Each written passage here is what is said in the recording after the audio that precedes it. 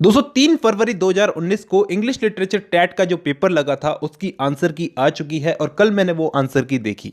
बहुत सारे स्टूडेंट्स बोल रहे थे कि सारे ही क्वेश्चन आउट ऑफ सिलेबस हैं, लेकिन मुझे तो ऐसा कुछ नहीं लगा कि सारे ही क्वेश्चन आउट ऑफ सिलेबस थे। और इस वीडियो में मैं कुछ डाउट्स ही क्लियर करूंगा। दोस्तों कई लोगों को नाराजगी है कि आपका बताया हुआ एक भी क्वेश्चन नहीं आया पेपर के अंदर, या फिर आपने उस लेवल की तैयारी नहीं करवाई जिस लेवल का पेपर आया था। मैं सबकी बात नहीं कर रहा हूं, लेकिन कुछ परसेंट लोगों को लगता है। तो दोस्तों हम लोग पेपर पे ही नजर डाल लेते हैं, तो हमको उस हिसाब से समझ में आ जाएगा कि कौन कौन से क्वेश्चंस आए थे बताए हुए और कौन कौन से नहीं आए थे। सबसे पहले क्वेश्चन नंबर 96 को देखो। इसमें क्या पूछा गया है कि कौन से लैटिन एपिक से जॉर्ज बर्नार्ड शॉ ने अपने play arms and the man का टाइटल लिया था। अब ऑनेस्टली मुझे ये बताओ कि ये क्वेश्चन मैंने डिस्कस नहीं किया था क्या? मैंने ये नहीं बताया था कि ये वर्जिल की एनियड से लिया गया है, जो कि एक लैटिन एपिक पोयम है। क्वेश्चन नंबर 95 पे आओ। ये कहता है कि रोड नॉट टेकन, जो रॉबर्ट फ्रॉस्ट की पोयम है, उसकी राइम स्कीम क्या है?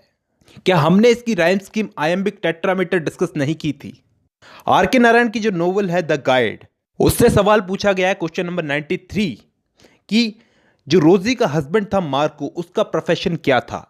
तो क्या हमें उसका प्रोफेशन पता नहीं था कि वो एक आर्कियोलॉजिस्ट, एक अच्छा खासा स्कॉलर था?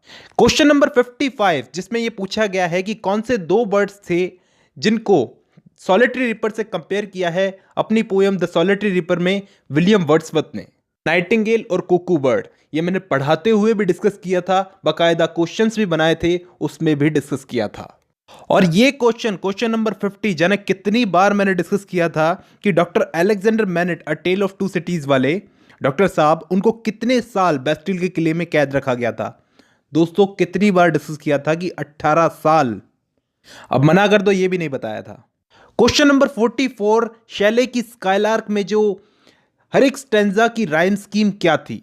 तो दोस्तों ए बी भी ये भी हम लोगों ने डिस्कस किया था।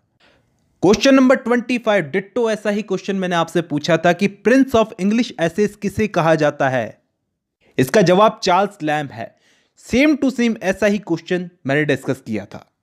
अब क्वेश्चन नंबर 18 जो है, इसमें टीएस एलियट की पोयम जे अल्फ्रेड प्रूफ्रॉक की कुछ लाइनें पूछी गई है। हालांकि जे अल्फ्रेड प्रूफ्रॉक हमारे सिलेबस में था नहीं, लेकिन मैंने ये पोयम पढ़ा रखी है। अब ये क्यों आया इसके अंदर ये मैं तो नहीं जानता, लेकिन मैंने ये पोयम पढ़ा रखी है, तो इसका जवाब जे अल्फ्रेड प्रूफ्रॉक है।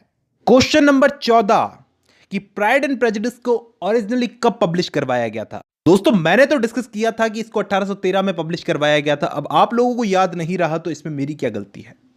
क्वेश्चन नंबर 8 गीतांजलि के फर्स्ट एडिशन का इंट्रोडक्शन किसने लिखा था? तो दोस्तों विलियम बटलर यीट्स, ये भी मैंने बताया था।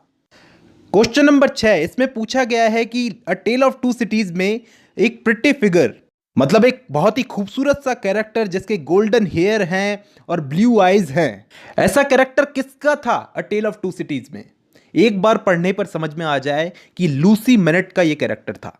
मैंने इस नोवेल को पढ़ाते हुए बताया भी था कि सुनहरे बालों को देख करके, लूसी के सुनहरे बालों को देख करके डॉक्टर मैनेट ने उसको पहचान लिया अपने बेटी को, क्योंकि डॉक्टर मैनेट की वाइफ के बाल भी सुनहरे थे तो उनकी बेटी के बाल भी सुनहरे ही थे।